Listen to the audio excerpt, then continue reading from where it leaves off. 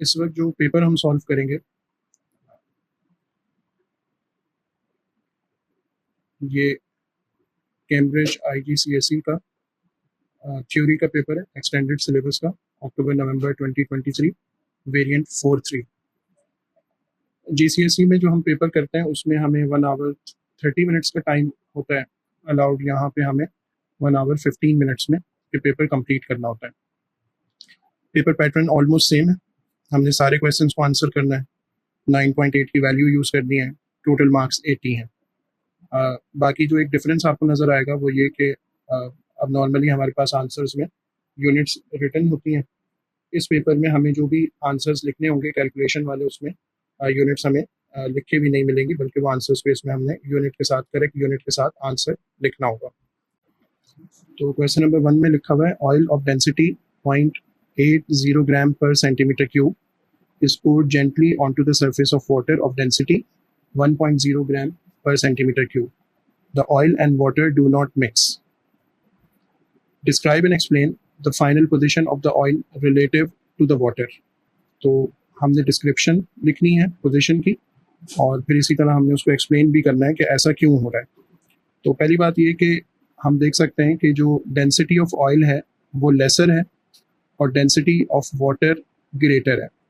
तो जब भी दो डिफरेंट डेंसिटीज़ के लिक्विड्स यूज़ होंगे तो जो भी लेसर डेंसिटी का लिक्विड होगा वो हमेशा टॉप पे फ्लोट कर रहा होता है, और जो हैवियर डेंसिटी वाला लिक्विड होगा वो हमेशा बॉटम पे सेटल डाउन होता है। तो पोजीशन को हम इस तरह एक्सप्लेन करेंगे कि oil stage on the surface of water. तो ये वाटर के ऊपर फ्लोट कर रहा होगा क्योंकि इसकी डेंसिटी कम है, और उसकी एक्सप्लेनेशन भी सिंपल है कि oil has a lower density than water, इसी वजह से वो ऊपर फ्लोट कर रहा है। An irregularly shaped solid object has a density of 2.7 grams per centimeter cube. अब एक और ऑब्जेक्ट की डेंसिटी हमें गिवन है। Describe a method to measure the volume of the irregularly shaped solid. तो इसको हम डिस्प्लेसमेंट ऑफ लिक्विड वाले मेथड से या वाटर वाले मेथड से हम इसका वॉल्यूम फाइंड कर सकते हैं। तो उसके लिए हम क्या करेंगे कि हम इस ऑब्जेक्ट को इमर्स करेंगे, immerse the object in a known volume of water and calculate the difference in volume. तो वाटर का वॉल्यूम हमें नोन था, जब हमने इस ऑब्जेक्ट को उसमें इमर्स किया तो उसके वॉल्यूम में इंक्रीज आया होगा, चेंज आया होगा। अब इस न्यू वॉल्यूम को में से हम इनिशियल वॉल्यूम को सब्ट्रैक्ट कर देंगे, तो जो डिफरेंस होगा वो इस इरेगुलरली शेप्ड सॉलिड ऑब्जेक्ट का वॉल्यूम हमें बता देगा। Okay, the volume of the object is 83 centimetres cube. इससे पहले हमें इसकी डेंसिटी गिवन थी, अब हमें वॉल्यूम दे दिया। Calculate the mass of the object. सबसे पहले हम फॉर्मूला लिखेंगे, density is mass upon volume, और सिंस हमें मास फाइंड करना है तो हम वॉल्यूम को डेंसिटी की तरफ मूव करेंगे, वो उससे जाके मल्टीप्लाई होगा, और डेंसिटी हमें गिवन है 2.7 ग्राम्स पर सेंटीमीटर क्यूब। वॉल्यूम हमें गिवन है 83 का, दोनों को मल्टीप्लाई कर लेते हैं, 2.7 इंटू 83, तो आंसर आ रहा है 224.1 ग्राम्स। अब सारे आंसर्स हमें 2 सिग्निफिकेंट फिगर्स में देने होते हैं। हाँ, अगर किसी क्वेश्चन में कोई और इसकी रिक्वायरमेंट हो नंबर ऑफ सिग्निफिकेंट फिगर्स की, तो वहाँ पे हम चेंज करते हैं, वरना हमारे सारे आंसर्स 2 सिग्निफिकेंट फिगर्स में होने चाहिए। तो हम 1 को राउंड ऑफ करेंगे और 4 को राउंड ऑफ करेंगे। दोनों नंबर्स लेस देन 5 हैं, तो प्रीवियस नंबर में कोई इंक्रीज वगैरह नहीं होगा, तो 2 सिग्निफिकेंट फिगर में इसका आंसर 220 ग्राम्स बन जाएगा। अगेन ये एक 3 मार्क्स का क्वेश्चन है, तो इसके अंदर जो 1 मार्क हमें मिल जाएगा वो फार्मूला लिखने का मिल जाएगा। फार्मूला किसी एक फॉर्म में याद कर लेना चाहिए, और अगर किसी ऐसी चीज़ को अननोन बनाया गया जो हमारा ऑलरेडी सब्जेक्ट नहीं है, तो फिर हम अपना ओरिजिनल फार्मूला लिखने के बाद उस पर वर्किंग कर लेते हैं। तो जैसे हमने यहाँ पे मास को सब्जेक्ट बना लिया, फिर वैल्यूज़ वगैरह प्लग इन करके जो कैलकुलेटर का आंसर ओरिजिनल आ रहा था पहले वो लिखा, और फिर उसके बाद जो हमने राउंडिंग ऑफ करनी है टू सिग्निफिकेंट फिगर में लाने के लिए वो सारा काम करके करेक्ट यूनिट के साथ आंसर लिखना है। Question number 2, figure 2.1 is a graph that shows how the extension of a spring varies with the load suspended from it. तो ये हमारे पास ग्राफ है एक्सटेंशन वर्सेस लोड का ग्राफ। एक्सटेंशन हमारे पास सेंटीमीटर्स में है ऑन द वाई एक्सिस और load हमारे पास न्यूटन्स में है on the x axis. Okay, पहला टास्क क्या है, determine the spring constant of this spring. Spring constant जो होगा उसके लिए पहले हमें फॉर्मूला लिखना चाहिए कि F इज इक्वल टू के एक्स। एफ यहाँ पे लोड है, के स्प्रिंग कांस्टेंट होता है और एक्स एक्सटेंशन होती है। तो अगर हम स्प्रिंग कांस्टेंट फाइंड करना चाह रहे हैं तो load should be divided by x. अच्छा, अगर हम इस ग्राफ की बात करें तो इस ग्राफ में एक्स एक्सिस पे लोड है, वाई एक्सिस पे एक्सटेंशन है। तो अगर हम इस ग्राफ का ग्रेडियंट फाइंड करेंगे तो ग्रेडियंट के लिए हम वाई एक्सिस की क्वांटिटी को डिवाइड कर रहे होते हैं एक्स एक्सिस की क्वांटिटी से। तो बेसिकली एक्सटेंशन डिवाइड हो जाएगी फोर्स से, और के का अगर हम रिलेशन देखें तो वो एफ अपॉन एक्स है। इसका मतलब ये हुआ कि ग्रेडियंट से जो हमें वैल्यू मिलेगी वो हमारे लिए 1/k के इक्वल होगी। तो अगर हम एक सेट ऑफ वैल्यूज़ देखें जो यहाँ पे हमें गिवन है ऑलरेडी कि एक्सटेंशन 4 है और लोड हमारे पास 14 है, तो इन दोनों को हम यूज़ करके ग्रेडियंट फाइंड कर सकते हैं। ग्रेडियंट के लिए बस एक चीज़ का हमें ख्याल रखना होगा कि ये जो यूनिट है 4 की, ये सेंटीमीटर्स है, इसको हम मीटर्स में कन्वर्ट करेंगे। तो उसके लिए हम इसको 100 से डिवाइड करके 0.04 बना लेंगे, यहाँ पर 14 आ जाएगा। तो इट मीन्स के 1/k इज़ 0.04 डिवाइडेड बाय 14, और इससे हमें मिल जाएगा ये वाला रिलेशन। अगर हम दोनों साइड्स को रेसिप्रोकेट कर दें तो 14 डिवाइडेड बाय 0.04, तो 14 डिवाइडेड बाय 0.04 से हमें आंसर मिल जाएगा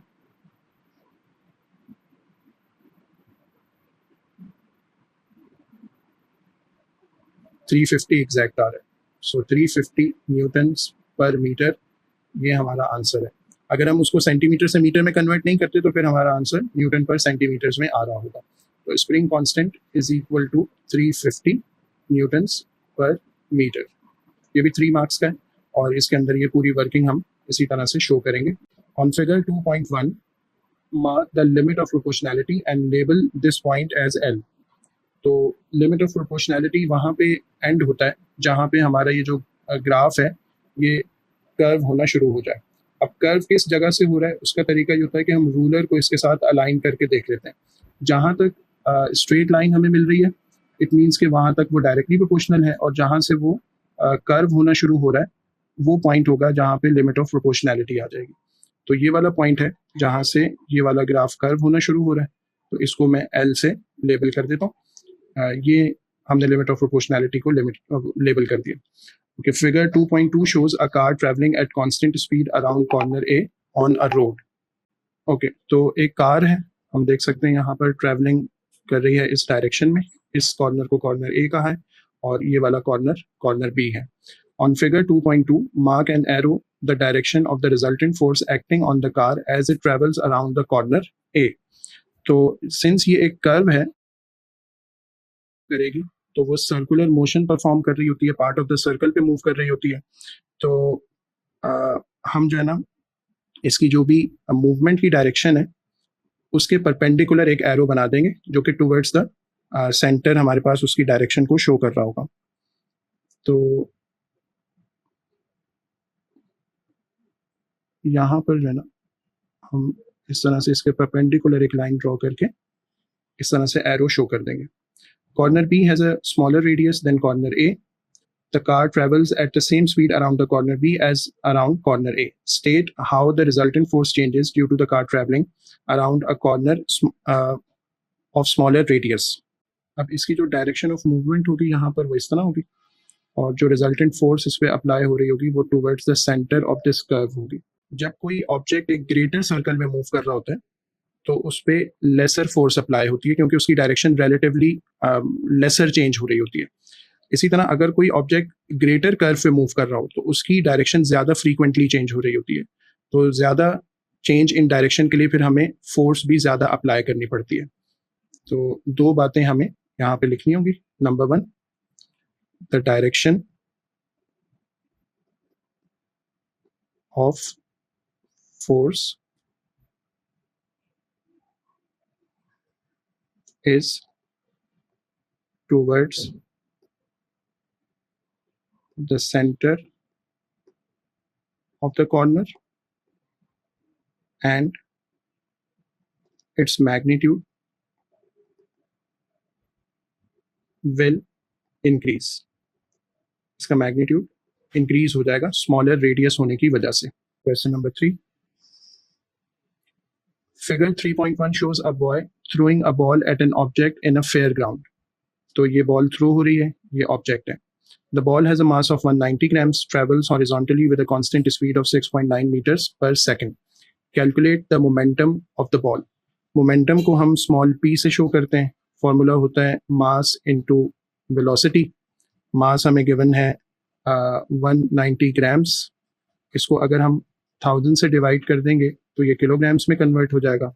वेलोसिटी की जगह हम 6.9 की वैल्यू पुट कर देंगे और स्पीड का, इसका मोमेंटम का आंसर आ जाएगा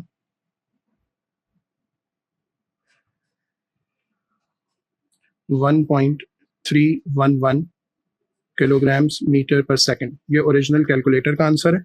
बाकी जब हम इसको टू सिग्निफिकेंट फिगर में लाएंगे तो हमें दोनों वंस को राउंड ऑफ करना होगा. लेस देन 5 होने की वजह से प्रीवियस नंबर में कोई भी चीज़ ऐड नहीं होगी. तो final answer for the momentum is 1.3 kilograms metre पर second.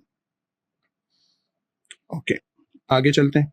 After hitting the object, the ball bounces back along the same straight path with a speed of 1.5 meters per second. The object has a mass of 1.8 kilograms. Calculate the speed of the object after it is hit by the ball. तो अब हमें यहाँ पर speed of the object find करनी है.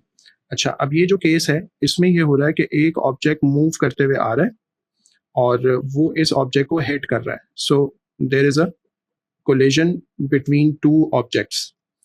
Hit करने के बाद after collision first object opposite direction में मूव करना शुरू कर देगा और ये वाला जो ऑब्जेक्ट है ये इस तरफ फॉल करेगा आफ्टर दिस कोलिजन.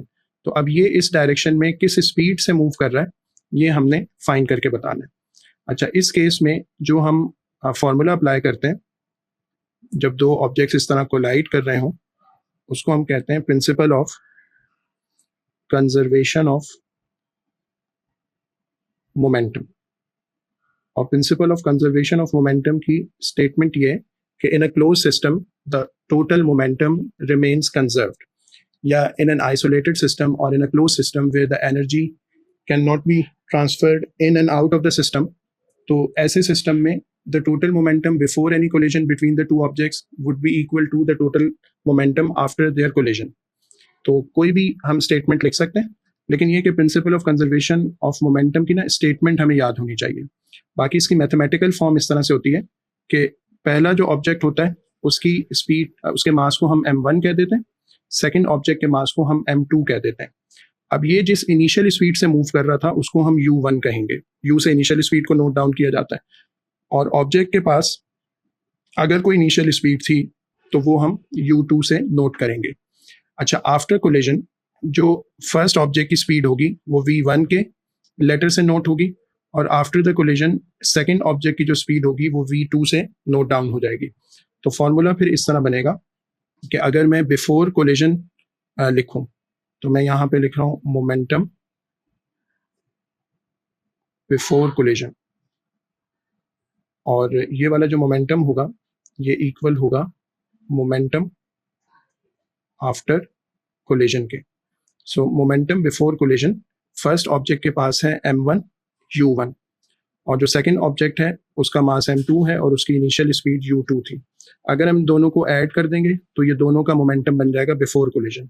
ये इक्वल होगा m1 v1 जो कि फर्स्ट ऑब्जेक्ट का मोमेंटम है after the collision plus m2 v2, ये हमारे सेकंड ऑब्जेक्ट का मोमेंटम बनेगा आफ्टर द कोलिजन. जब हमने इन दोनों को ऐड कर दिया तो ये इस पूरे सिस्टम का टोटल मोमेंटम बन गया आफ्टर द कोलिजन और ये वाला टोटल मोमेंटम बन गया बिफोर द कोलिजन. ये रिलेशन है जो अब हम यहाँ पर यूज करेंगे और ये जो हमारा अननोन है यानी फाइनल स्पीड और the speed after the collision for the object वो हम इससे फाइंड कर सकते हैं. तो सबसे पहले सोल्यूशन में हमें यहाँ पे लिखना होगा using momentum before collision is equal to momentum after collision. ये हमने प्रिंसिपल को नोट डाउन कर दिया जो हम यूज करेंगे। अब मैं इसको सिंबल्स में भी लिख देता हूँ, m1u1 प्लस m2u2 और m1v1 प्लस m2v2। अच्छा, m1 जो है वो बॉल है जिसका मास हमें 190 ग्राम्स गिवन है, तो m1 की जगह 190 अपॉन 1000 आ जाएगा। u1 उसकी इनिशियल स्पीड थी जिससे वो मूव कर रहा था, तो वो हमें गिवन था कि वो 6.9 की स्पीड से मूव कर रहा है। अच्छा, m2 ऑब्जेक्ट का मास है, वो हमें गिवन है 1.8 और ऑब्जेक्ट इनिशियली एट रेस्ट है, वो मूव नहीं कर रहा था, तो उसकी इनिशियल स्पीड हम 0 पुट कर देंगे। अगेन m1 हमारे पास मास आ जाएगा बॉल का, वो 190 अपॉन 1000 हो जाएगा और आफ्टर द कोलिजन ये मूव कर रहा है 1.5 की स्पीड से। लेकिन इसके अंदर जो इम्पोर्टेंट बात है वो ये कि यहाँ पर जो हम वेलोसिटी पुट करेंगे उसमें हमने इस चीज़ को भी इंडिकेट करना है कि बॉल हैज़ बाउंस्ड बैक, और बाउंसिंग बैक का मतलब ये है कि वो इनिशियली जिस डायरेक्शन पे मूव कर रहा था अब उसकी डायरेक्शन उसके ऑपोजिट हो चुकी है। तो हम यहाँ पे स्पीड को नेगेटिव के साथ पुट करेंगे वेलोसिटी को, ताकि हम ये शो कर लें कि इसकी जो डायरेक्शन ऑफ मूवमेंट है वो बिफोर द कोलिजन वाली जो डायरेक्शन थी उसके ऑपोजिट हो गई है। उसके बाद m2 हम ऑब्जेक्ट का मास पुट करेंगे 1.8 और v2 हमने फाइंड करना है, जिसको अब मैं सिंपली v लिख देता हूँ यहाँ पे। तो इसका जो आंसर है वो वही आ जाएगा जो हमने पहले कैलकुलेट किया था, यानी 1.3, और इसमें अब प्लस हो रहा होगा ये वाला आंसर आके, यानी 1.5 से मल्टीप्लाई करके जो आंसर बन रहा है। तो पहले मैं इसको ऐसे ही लिख देता हूँ कि 0.19 इंटू 1.5 और इन दोनों का जो सम होगा वो फिर डिवाइड हो जाएगा 1.8 से, तो फिर हमें फाइनल स्पीड की वैल्यू मिल जाएगी। अब हम इसे कैलकुलेट कर लेते हैं। सो 0.19 मल्टीप्लाइड बाय 1.5, इस आंसर में ऐड कर लेंगे 1.3 और इसको डिवाइड करेंगे 1.8 से, तो आंसर आ रहा है v is equal to 0.8805 metres पर सेकेंड। अच्छा, अब इसको अगर मैं 2 सिग्निफिकेंट फिगर्स में लाऊंगा तो फाइनल आंसर यहाँ पे लिख देते हैं, वो 0.88 मीटर्स पर सेकेंड बन जाएगा। तो ये हमारा सॉल्यूशन हो गया final speed of the object के लिए, और 2 सिग्निफिकेंट फिगर का आंसर हो गया। The kinetic energy of the ball is 4.5 joules before the collision and 0.2 joules after the collision. तो इसका मतलब है कि बॉल की जो काइनेटिक एनर्जी है वो डिक्रीज हो रही है और वो ज़ाहिर है ऑब्जेक्ट को ट्रांसफर हो रही है। Calculate the change in total kinetic energy of the ball and the object during this collision. तो हमने चेंज फाइंड करना है in the total kinetic energy of the ball and the object. अगर हम ऑब्जेक्ट के लिए वर्किंग करेंगे तो उसकी जो काइनेटिक एनर्जी है वो हम पहले फाइंड करेंगे हाफ mv स्क्वायर से। Mass of the object is 1.8 और जो स्पीड वो मूव कर रहा है फाइनली वो है 0.88 स्क्वायर। तो इससे ऑब्जेक्ट की जो काइनेटिक एनर्जी जो उसने गेन की है बॉल से वो हमारे पास आ जाएगी 0.88 square multiplied by 1.8 divided by 2, तो ये आ रहा है 0.6969, जिसे हम 0.70 कंसिडर कर सकते हैं। तो 0.70 joules is the kinetic energy of the object, जो कि ये सारी एनर्जी जाहिर सी बात है कि बॉल के कोलिजन से इसको ट्रांसफर हुई है। ओके, अब जो लॉस ऑफ काइनेटिक एनर्जी आएगा बॉल के लिए वो निकाल लेते हैं। So change in kinetic energy will be equal to, तो टोटल काइनेटिक एनर्जी जो प्रेजेंट थी सिस्टम में वो 4.5 जूल्स की थी इनिशियली, क्योंकि ये वो एनर्जी थी जो बॉल के पास थी और उस वक्त ऑब्जेक्ट स्टेशनरी था, उसकी स्पीड 0 थी, तो उसके पास कोई एनर्जी नहीं थी। अच्छा, अब इसमें से हम 2 चीज़ें सब्ट्रैक्ट करेंगे।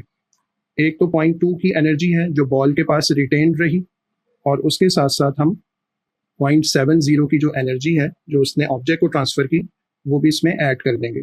सो 4.5 माइनस 0.90 से हमें आंसर मिल जाएगा 3.60, जिसे हम 3.6 जूल्स लिख देंगे। तो ये हमारे पास चेंज इन काइनेटिक एनर्जी है जो कि इस सिचुएशन में हो रही है कि टोटल एनर्जी पहले बॉल के पास थी, उसमें से हम वो एनर्जी सब्ट्रैक्ट कर लेंगे जो बॉल ने रिटेन की, अभी भी उसके पास है, और वो एनर्जी भी हम इसमें इंक्लूड करेंगे जो उसने ऑब्जेक्ट को ट्रांसफर की है और वो ऑब्जेक्ट के पास प्रेजेंट है। तो इस पूरे कोलिजन में जो टोटल काइनेटिक एनर्जी का चेंज आ रहा है वो 3.6 जूल्स का है। Question number 4, the lowest possible temperature is 0 kelvin, state the name of this lowest possible temperature. इसको हम कहते हैं एब्सोल्यूट जीरो, क्योंकि ये वो थ्योरेटिकल टेम्परेचर है जिसमें हम कहते हैं कि वॉल्यूम ऑफ द गैस वो जीरो हो जाता है। तो वॉल्यूम और टेम्परेचर ये डायरेक्टली प्रोपोर्शनल होते हैं। अगर हम इन दोनों का ग्राफ देखेंगे तो वो इस तरह से बन रहा होता है। तो डायरेक्टली प्रोपोर्शनल है, ओरिजिन से पास होगा और स्ट्रेट लाइन होगी। ये जो टेम्परेचर है इस पे हम कहते हैं कि theoretically volume of the gas वो जीरो हो जाएगा, लेकिन ऑब्वियसली हम ये वाली सिचुएशन अटेन नहीं कर सकते। जब हम टेम्परेचर को डिक्रीज करते हैं तो वॉल्यूम डिक्रीज होना शुरू होता है, और फिर एक पॉइंट आता है कि जिससे नीचे हम टेम्परेचर को नहीं लेकर जा सकते, क्योंकि अगर हम उससे नीचे जाते हैं तो गैस जो है ना वो अपने आप को कन्वर्ट करती है लिक्विड में, और फिर लिक्विड अपने आप को कन्वर्ट कर लेता है सॉलिड में। तो ये वाला जो रिलेशन है ये बेसिकली गैसेस के लिए एप्लीकेबल होता है। तो स्टेट वो चेंज कर चुके होते हैं, तो हमारे लिए प्रैक्टिकली ये पॉसिबल नहीं होता कि हम किसी गैस को गैस रखते हुए 0 केल्विन पर लेकर चले जाएं कि जहां उसका वॉल्यूम भी जीरो हो जाए। तो इस वजह से इस वैल्यू ऑफ टेम्परेचर को कि जहां theoretically volume of the gas zero हो जाना चाहिए एब्सोल्यूट जीरो कहा जाता है।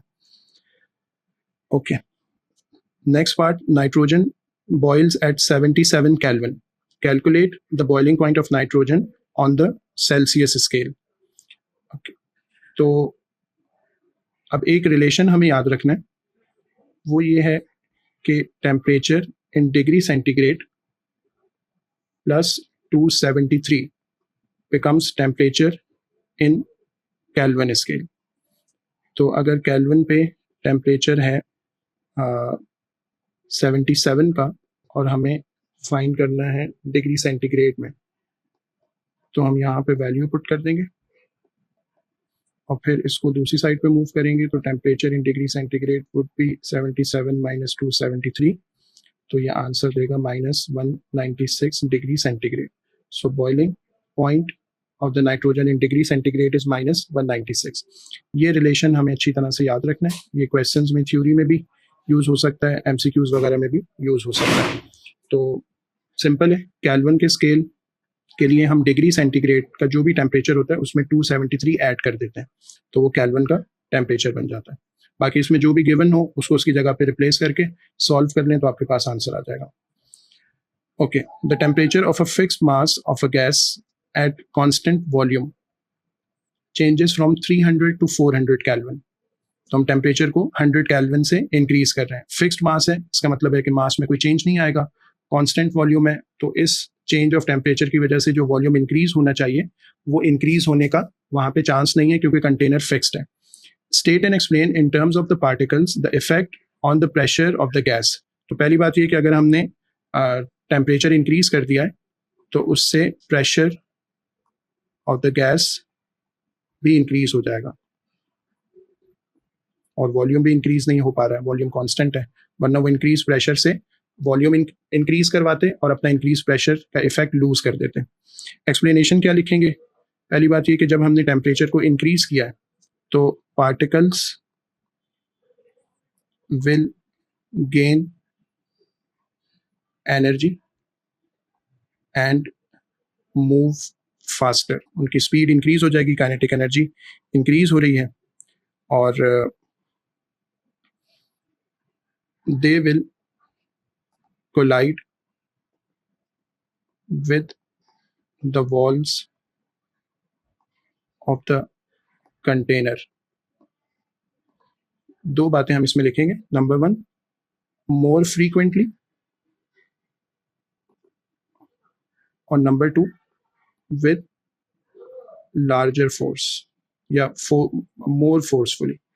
तो जिस फोर्स से पहले हिट कर रहे थे वो भी इंक्रीज होगी, जिस फ्रीक्वेंसी से पहले हिट कर रहे थे, जितना फ्रीक्वेंटली हिट कर रहे थे अब ज़्यादा फ्रीक्वेंटली हिट करेंगे, तो इन दोनों फैक्टर्स की वजह से प्रेशर जो होगा वो इंक्रीज हो जाएगा। 4 मार्क्स का आंसर था, तो 1 मार्क यहाँ स्टेटमेंट लिखने का मिल जाएगा, और फिर उसके बाद हमने बाकी 3 मार्क्स के लिए ये 3 पॉइंट्स लिखने हैं। Number 1, they will gain energy and move more faster, and number 2, they will collide with the walls of the container more frequently and with the larger force.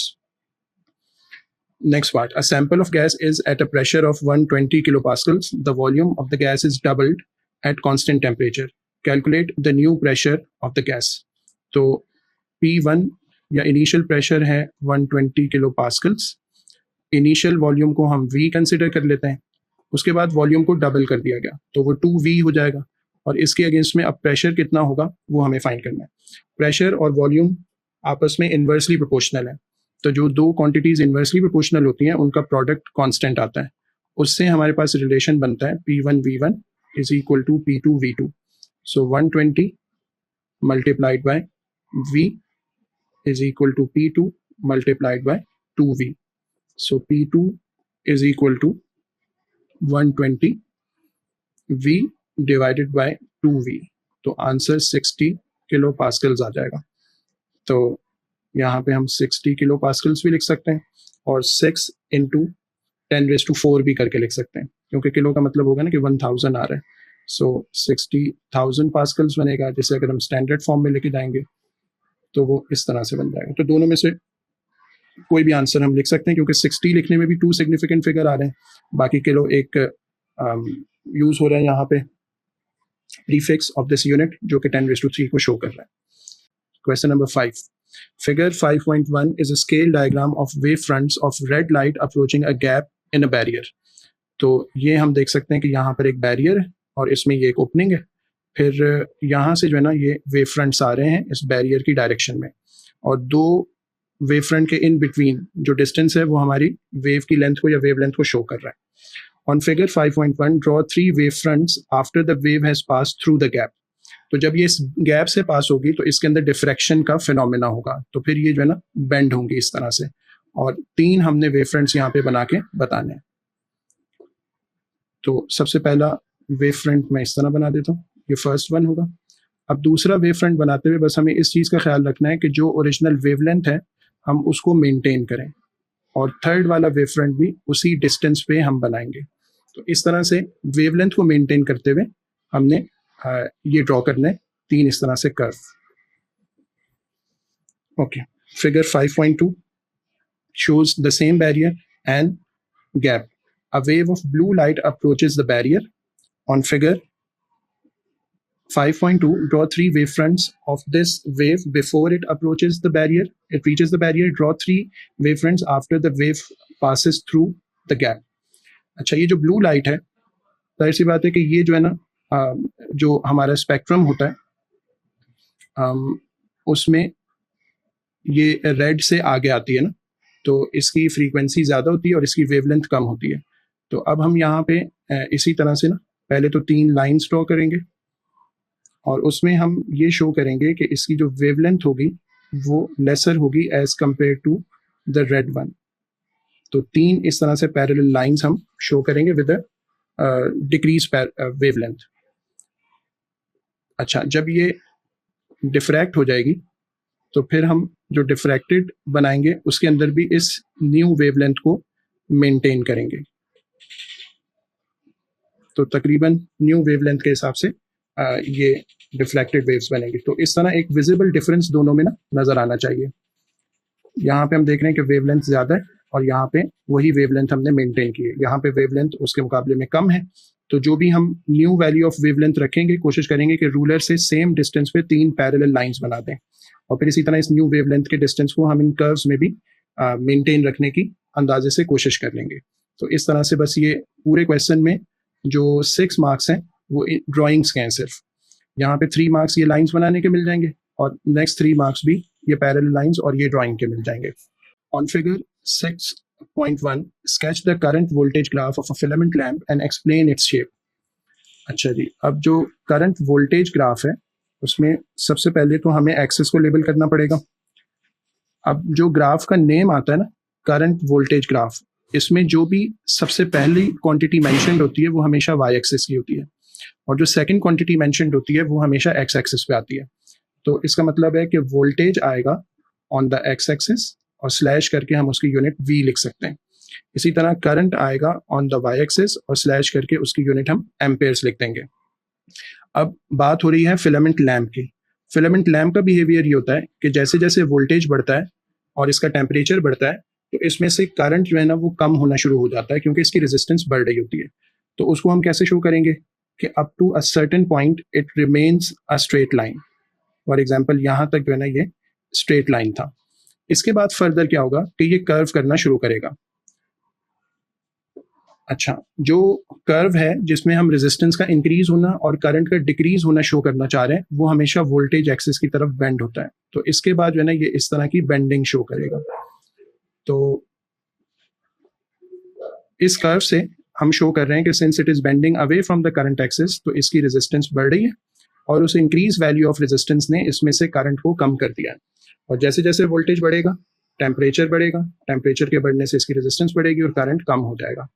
अच्छा, अगर हम इसका ऑपोजिट कर्व बनाते हैं, अगर हम यूं कर्व करते हैं करंट एक्सिस की तरफ, तो इसका मतलब होता है कि जैसे जैसे टेम्परेचर बढ़ेगा या वोल्टेज बढ़ेगा रेजिस्टेंस कम होगी और करंट इंक्रीज होना शुरू हो जाएगा। तो ये यानी ग्राफ की ड्राइंग होगी। अब हमने इसको इसकी एक एक्सप्लेनेशन भी लिखनी है। तो दो बातें हम यहाँ पे लिख देते हैं कि as the temperature increases the resistance increases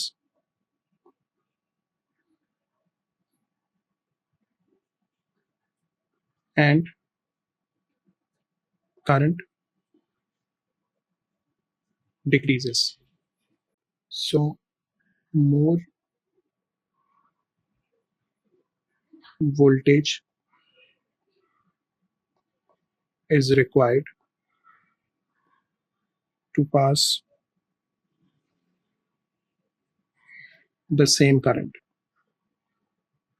तो अगर हम करंट की क्वांटिटी को मेंटेन रखना चाहेंगे तो फिर हमें ज्यादा वोल्टेज अप्लाई करना पड़ेगा। Okay, next part figure 6.2 shows an electric circuit. Calculate the reading on the voltmeter. अच्छा जी, अब ये जो सर्किट है इसमें सबसे पहले तो हमारे पास पावर सोर्सेस यहाँ पे दो अलग अलग शो हो रही हैं, और एक 12 वोल्ट्स की है और एक 3 वोल्ट्स की है। अच्छा, अगर हम देखें तो 3 वोल्ट्स का जो नेगेटिव है वो इस 12 वोल्ट्स के नेगेटिव के साथ कनेक्टेड है। तो जब दो पावर सोर्सेज के नेगेटिव आपस में कनेक्टेड हों तो फिर जाहिर सी बात है कि उनका जो वोल्टेज होता है वो एड अप नहीं होता, बल्कि लेसर वाला ग्रेटर में से सब्ट्रैक्ट हो जाता है। तो अगर वोल्टेज सोर्सेज इस तरह कनेक्टेड हैं कि एक का नेगेटिव दूसरे के पॉजिटिव से कनेक्टेड हो, तो जो भी दोनों का इंडिविजुअल वोल्टेज होगा वो एड अप होकर टोटल बन जाएगा। लेकिन अगर इस तरह से हो कि एक का नेगेटिव दूसरे के नेगेटिव से कनेक्टेड हो तो फिर जो है ना इनका जो डिफरेंस आता है वो वोल्टेज होता है जो सर्किट को मिल रहा होता है। तो पहली बात तो ये कि यहाँ पे इन दोनों की सब्ट्रैक्शन से हमें जो वैल्यू मिलेगी वो इफेक्टिव वोल्टेज होगा जो ये दोनों पावर सोर्सेज या वोल्टेज सोर्सेज सर्किट को प्रोवाइड कर रही हैं। अब हम आते हैं वोल्ट मीटर की तरफ। वोल्ट मीटर इस पूरे कॉम्बिनेशन के अक्रॉस लगा हुआ है जिसमें रेजिस्टर्स और डायोड्स वगैरह लगे हुए और आपस में पैरेलल हुए हैं। तो सिंस ये इस तरह से कनेक्टेड है कि हम कह सकते हैं कि दोनों जो बैटरीज के ऑपोजिट टर्मिनल्स हैं उनके दरमियान वोल्टेज मेजर किया जा रहा है, तो ये वही टोटल सेम वोल्टेज होगा जो कि ये पावर सोर्सेज प्रोवाइड कर रही हैं। तो वोल्ट मीटर की जो रीडिंग आएगी यहाँ पर वो अगेन इसी तरह आएगी कि हम 12 में से 3 को सब्ट्रैक्ट करेंगे, 9.0 वोल्ट्स आएगा, और यही 9.0 वोल्ट्स की रीडिंग इस वोल्ट मीटर पे शो हो रही होगी जो कि इस कॉन्फ़िगरेशन में अभी कनेक्टेड है। Okay, next part, calculate the current in 4.2 ohms resistor. 4.2 ohms के रेजिस्टर पे आ जाते हैं। अच्छा, अब देखें जो करंट है वो यहाँ से फ्लो करना शुरू करेगा, यहाँ आएगा। अब इस पॉइंट पे आके करंट ने अपने आप को ओरिजिनली डिवाइड करना है, लेकिन ये वाला जो डायोड है, इसका ये जो कैथोड है वो positive end of the battery से कनेक्ट हो रहा है। तो इसका मतलब है कि इस वाली ब्रांच में से कोई करंट फ्लो नहीं करेगा। तो जो भी करंट फ्लो करेगा वो सारे का सारा इस वाली ब्रांच में से फ्लो कर जाएगा, जिसका एनोड या जिसके डायोड का anode positive terminal of the battery से कनेक्टेड है। जब ये पॉजिटिव से कनेक्ट होगा तो ये फॉरवर्ड बाइस कहलाएगा। ये वाला का कैथोड पॉजिटिव से कनेक्टेड है तो ये रिवर्स बाइस हो जाएगा। रिवर्स बाइस में ये as an open switch behave करेगा, और ये वाला फॉरवर्ड बाइस है तो ये क्लोज स्विच के तौर पे बिहेव करेगा। तो इसका मतलब ये हुआ कि 4.2 ओम्स का रेजिस्टर कनेक्टेड है 9 वोल्ट्स की पावर सप्लाई के साथ। तो कितना करंट इसमें से फ्लो करेगा, बस वो हमें कैलकुलेट करना है। तो दो चीज़ें हमें इस रेजिस्टर के लिए ऑलरेडी पता है। एक ये कि 4.2 ओम्स की इसकी रेजिस्टेंस है, और जो वोल्टेज इसको मिलेगा वो 9.0 वोल्ट्स का होगा। इसके अगेंस्ट में हमने करंट कैलकुलेट करना है, और फॉर्मूला यहाँ पे हम ओम्स लॉ वाला यूज़ कर लेंगे कि V is equal to I R, and I is equal to voltage divided by resistance. So 9.0 divided by 4.2, 2.142 करके आंसर आ रहा है। तो अगर हमने 2 सिग्निफिकेंट फिगर में लिखना है तो राउंडिंग ऑफ करने के बाद ये 2.1 एम्पेयर्स बन जाएगा, और यही वैल्यू हम यहाँ पे आंसर स्पेस में लिख देंगे 2.1 amperes. Next, calculate the current in the 2.1 ohms resistor. तो ये जो है ना वो 0 एम्पेयर्स होगा, और उसकी रीज़न सिंपल है कि इसका जो डायोड हमने देखा था वो रिवर्स बाइस में कनेक्टेड है। तो करंट जब यहाँ से आएगा तो कोई भी करंट इस ब्रांच में से फ्लो नहीं कर सकेगा, because this diode is acting as an open switch. तो पाथ ही कंप्लीट नहीं है, करंट ही फ्लो नहीं करेगा। Okay, determine the reading on the ammeter. तो एम मीटर में वही रीडिंग शो हो रही होगी जो कि करंट अभी हमने देखा था कि इस रेजिस्टेंस में से कितना पास हो रहा है, वही रीडिंग यहाँ पर भी शो हो रही होगी। तो यहाँ पे हम सेम फिगर को लिख देंगे 2.1 amperes. Calculate the electrical power transferred in the 4.2 ohms resistor. अच्छा, अब इलेक्ट्रिकल पावर के ना 3 फॉर्मूले हैं। मैं पहले तीनों यहाँ पे लिख देता हूँ, फिर उसमें से हम कोई भी एक फॉर्मूला यूज कर लेंगे। सबसे पहला और बेसिक फॉर्मूला है P is equal to V I, दूसरा फॉर्मूला होता है I स्क्वायर आर, और थर्ड फॉर्मूला होता है V स्क्वायर अपॉन आर। जिन 2 फॉर्मूलों में आर आ रहा है वहां पर करंट पे भी स्क्वायर लगेगा, वोल्टेज पे भी स्क्वायर लगेगा, और जिस फॉर्म में रेजिस्टेंस नहीं आ रही वहां पे ना वोल्टेज पे स्क्वायर है ना करंट पे स्क्वायर है। So P is equal to V I, I square R and V square upon R, ये 3 रिलेशन है। सिंस यहाँ पर हमें 4.2 ओम्स रेजिस्टर के लिए तीनों चीजें पता है, तो हम कोई से भी एक फॉर्म यूज कर सकते हैं, वरना इनमें से जिस फॉर्म के अकॉर्डिंगली हमें वैल्यूज पता हो हम उसकी वैल्यू यहाँ पे यूज करते हैं। सो वोल्टेज 9.0 है, करंट 2.1 है, या कोई और फॉर्म भी यूज करना चाहें उससे कोई फर्क नहीं पड़ेगा। तो आंसर आएगा 9 मल्टीप्लाइड बाय 2.1 से 18.9 वॉट्स, और जब हम इसको 2 सिग्निफिकेंट फिगर में लाएंगे तो ये 19 वॉट्स का आंसर बन जाएगा। Question number 7, figure 7.1 shows electric field pattern around point x। तो इस पॉइंट से इलेक्ट्रिक फील्ड लाइंस आउटवर्ड आ रही हैं। On figure 7.1, draw an arrow to indicate the direction of the force on a negative point charge placed at point y। यहाँ पर एक negative point charge place है। अच्छा, अब x पे कौन सा चार्ज है? Since electric field lines outward आ रही हैं तो इसका मतलब है कि यहाँ पे जो चार्ज प्लेस है वो पॉजिटिव है, और पॉजिटिव चार्ज इस नेगेटिव चार्ज पे जो फोर्स लगाएगा वो अट्रैक्शन की फोर्स होगी। तो हम रूलर से इन दोनों के सेंटर्स को अलाइन करके यहाँ पर एक एरो बनाएंगे इस तरह से, और इसकी direction towards the positive charge show कर देंगे। तो ये वाली फोर्स होगी जो कि ये नेगेटिव चार्ज एक्सपीरियंस करेगा। State what is at point x to produce the field pattern shown in figure 7.1। तो 7.1 पे हमारे पास जो है ना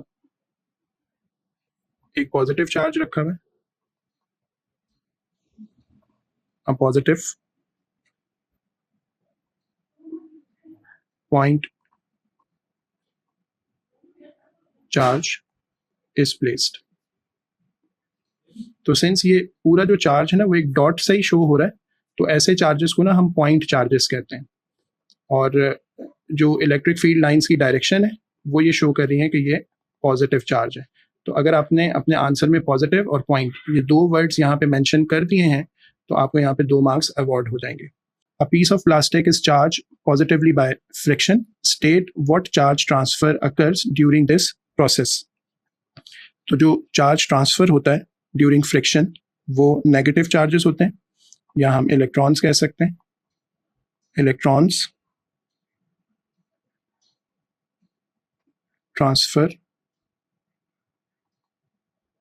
from the surface of plastic to other object, जिसके साथ हम उसको रब कर रहे थे। तो इसमें से इलेक्ट्रॉन्स मूव आउट हुए हैं तभी ये पॉजिटिवली चार्ज हो रहा है, और अगर इसमें नेगेटिव चार्ज आ रहा होता तो हम कहते हैं कि दूसरे ऑब्जेक्ट से इसमें नेगेटिव चार्जेस या इलेक्ट्रॉन्स ट्रांसफर हो रहे हैं। Explain how the structure of an electrical conductor differs from the structure of an electrical insulators. तो बहुत आसान है। Conductors have delocalized electrons which can move freely, while insulators don't. तो insulators के पास डीलोकलाइज इलेक्ट्रॉन्स नहीं है, इसी वजह से वो कंडक्शन नहीं कर सकते। Question number 8, figure 8.1 shows the single turn coil of a simple direct current DC motor. Single turn है, नॉर्थ पोल साउथ पोल है, करंट की डायरेक्शन भी हमें गिवन है। Okay, explain the direction of the turning effect as seen by an observer at O. अब O से अगर कोई ऑब्जर्व करेगा तो सिंस ये एक करंट कैरिंग कंडक्टर है तो इसकी एक अपनी मैग्नेटिक फील्ड होगी, और इसको हमने एक और मैग्नेटिक फील्ड में प्लेस किया हुआ है, तो दोनों मैग्नेटिक फील्ड्स इंटरैक्ट करेंगी और उनकी इंटरैक्शन से इस कॉइल के ऊपर एक फोर्स लगेगी। वो जो फोर्स होगी वो इसको रोटेट करवाएगी। तो अब ओ से अगर कोई ऑब्जर्वर देखेगा तो हमें ये बताना है कि वो किस डायरेक्शन में इसको रोटेट होता हुआ देखेगा, और उसकी एक्सप्लेनेशन क्या है वो हमें लिखनी है। अच्छा, अब यहाँ पर जो हम रूल यूज़ करेंगे वो Fleming left hand rule use होगा, और उसके लिए हम अगर इस पोर्शन ऑफ द कॉइल को देखें तो करंट है इनटू द पेज, फील्ड की डायरेक्शन इस तरह से है, तो फर्स्ट फिंगर को हम इस तरह अलाइन करेंगे और सेकंड फिंगर को अलाइन करेंगे इनटू द पेज। तो थंब हमारा अपवर्ड पॉइंट कर रहा है, तो इसका मतलब है कि इस डायरेक्शन, इस वाले पोर्शन पर जो फोर्स लग रही है वो अपवर्ड डायरेक्शन में लग रही है। तो यहाँ पर मैं एक अपवर्ड फोर्स शो कर रहा हूँ। अच्छा, यहाँ से जो है ना करंट रिटर्न हो रहा होगा इस वाले पोर्शन से, तो अगर हम इस पे भी उसी तरह से अप्लाई करें लेफ्ट हैंड रूल कि फर्स्ट फिंगर इस तरफ है, current out of the page है, तो हम थंब को देखेंगे कि अब वो डाउनवर्ड पॉइंट आउट कर रहा है।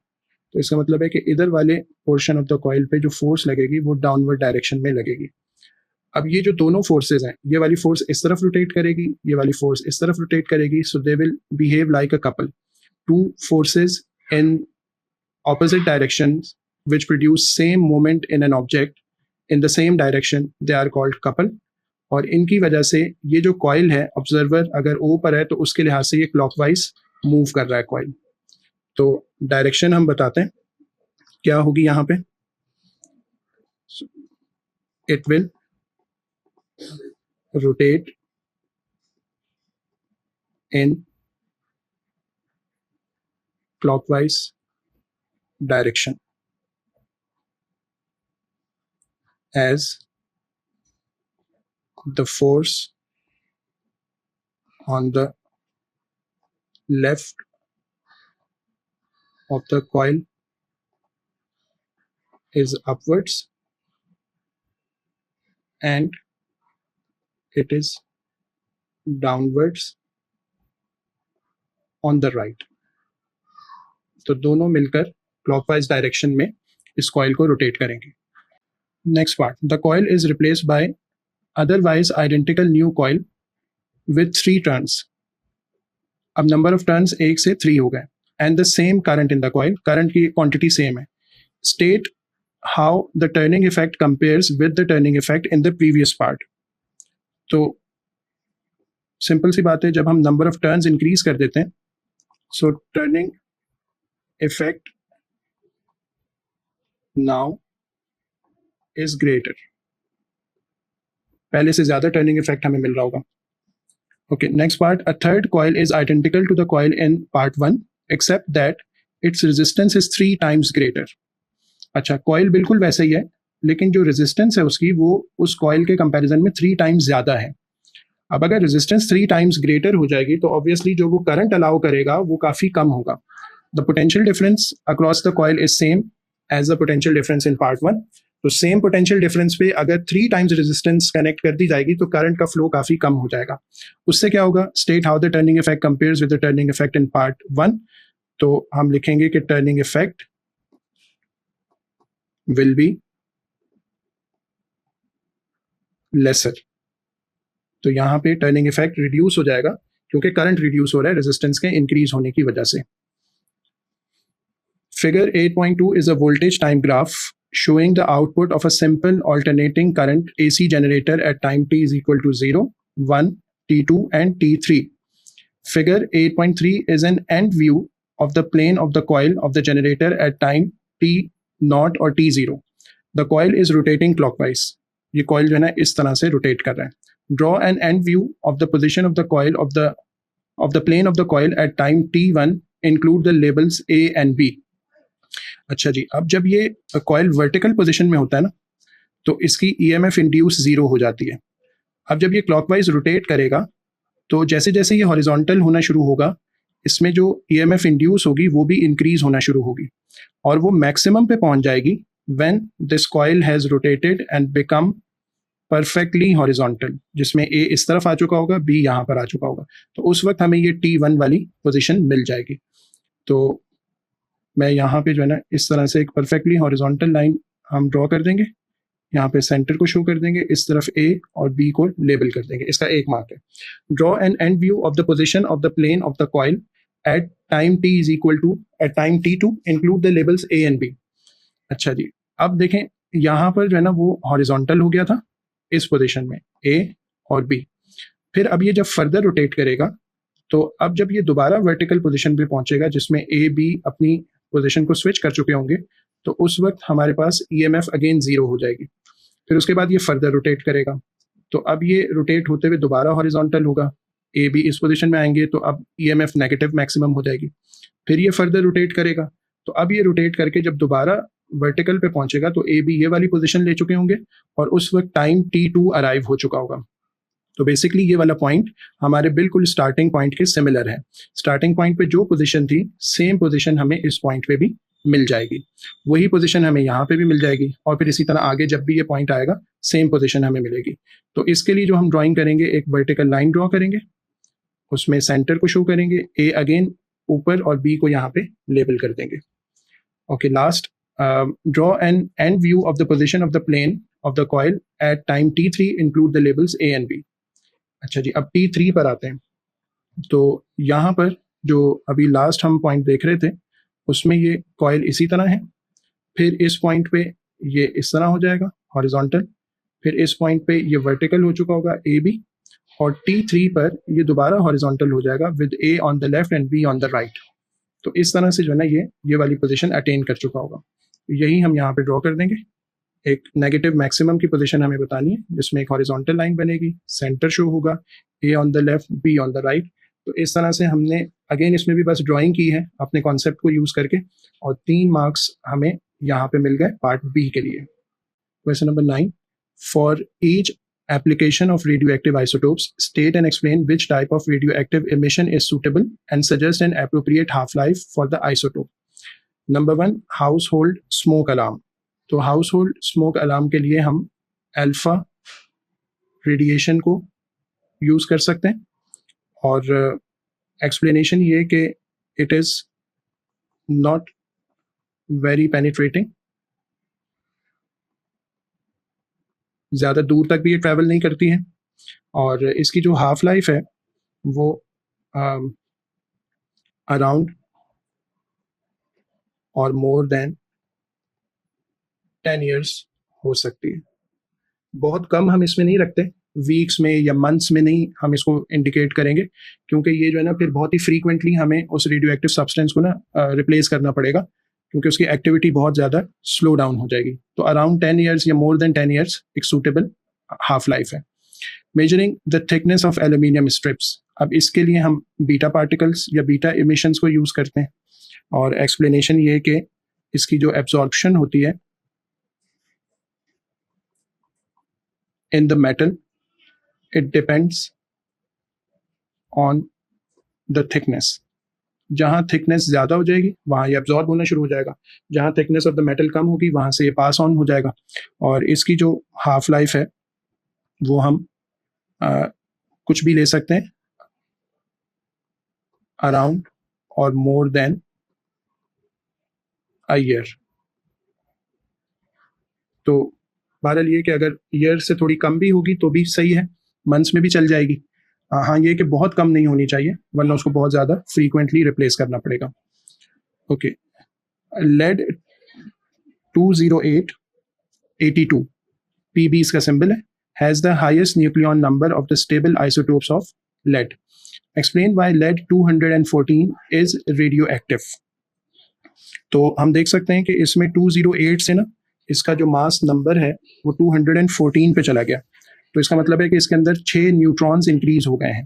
प्रोटॉन्स तो इंक्रीज नहीं हो रहे क्योंकि प्रोटॉन नंबर तो दोनों के लिए सेम है, ये भी 82 है, ये भी 82 है। तो अगर 208 से 214 पे जा रहा है तो 6 न्यूट्रॉन्स उसमें ऐड हो गए। अब ये जो इतनी ज़्यादा न्यूट्रॉन्स हैं ये अनस्टेबिलिटी क्रिएट करते हैं इन द न्यूक्लियस, और वो फिर डिके करेगा और डिके करके अपने नंबर ऑफ न्यूट्रॉन्स को रिड्यूस करेगा। तो मैं इसका आंसर लिखता हूँ, the number of neutrons are large and the nucleus will reduce them by decaying to become stable. तो नंबर ऑफ न्यूट्रॉन्स उसकी रीज़न है। State 2 different sources of background radiation. तो हमें पता है कि एयर में एक गैस होती है रेडॉन जो कि रेडियो एक्टिव है, इसी तरह से रॉक्स वगैरह में भी ऐसे कंपोनेंट्स होते हैं जो नेचुरली रेडिएट कर रहे होते हैं। Question number 10, state what is represented in space physics by the symbol H not. तो इससे एक कांस्टेंट रिप्रेजेंट होता है जिसको हम कहते हैं Hubble constant. Okay, write down the equation that defines H not in terms of the speed that a far Galaxy is moving away from the earth and it's distance from the earth. तो ये जो equation होती है ना speed की, जो कि होती है डिस्टेंस अपॉन टाइम, और उसमें से अगर मैं टाइम को सब्जेक्ट बनाऊंगा तो d upon V, distance upon speed equation बन जाती है। हबल कांस्टेंट जो होता है वो असल में 1 अपॉन टाइम के इक्वल होता है, तो इस वजह से इसकी जो इक्वेशन बनती है वो स्पीड अपॉन डिस्टेंस बन जाती है। तो ये बिल्कुल फ्रीक्वेंसी से मिलती जुलती चीज़ होती है, जैसे फ्रीक्वेंसी टाइम पीरियड के रेसिप्रोकल होता है, इसी तरह ये टाइम का रेसिप्रोकल होता है हबल कांस्टेंट, और इसकी इक्वेशन v अपॉन डी होती है। The numerical value of H not is 2.2 into 10⁻⁻18। State the unit of H not. तो since it is 1 upon time तो हम इसकी यूनिट सेकंड्स इनवर्स लिख देते हैं, या 1 अपॉन सेकंड्स भी लिख सकते हैं, और अगर वर्ड्स में लिखना चाहें तो इसको हम लिखेंगे पर सेकंड। सिंबल्स में वर्ड्स में दोनों आंसर सही होंगे। Use this value of H naught to determine an estimate of the age of the universe. तो age of the universe is T से अगर हम एज को रिप्रेजेंट कर लें तो 1 अपॉन हबल कांस्टेंट हो जाएगा, और 1 अपॉन 2.2 इंटू 10⁻⁻18 आंसर आएगा, यानी वैल्यू पुट करेंगे तो हमारे पास इसका आंसर बनेगा 4.5 इंटू 10⁻17 सेकेंड्स। और अगर हम इसको ईयर्स में कन्वर्ट करते हैं तो वो फिर 14 बिलियन ईयर्स बन जाती है। तो सेकंड्स में आंसर रिक्वायर्ड है, इसलिए हमें फर्दर इसको ईयर्स में कन्वर्ट करने की जरूरत नहीं है। State when cosmic microwave background radiation CMBR was formed and where we detect it coming from। तो ये जो कॉस्मिक रेज हैं माइक्रोवेव वाली कॉस्मिक माइक्रोवेव, ये बिल्कुल इनिशियल स्टेजेस पे ही फॉर्म हो गई थी, और हमने जो है ना इनको स्पेस में हर जगह से ऑब्जर्व किया है, यानी एस्ट्रोनॉट्स इनको स्पेस में हर जगह से आते हुए ऑब्जर्व करते हैं। तो यही दो चीज़ें हम आंसर में लिख देंगे।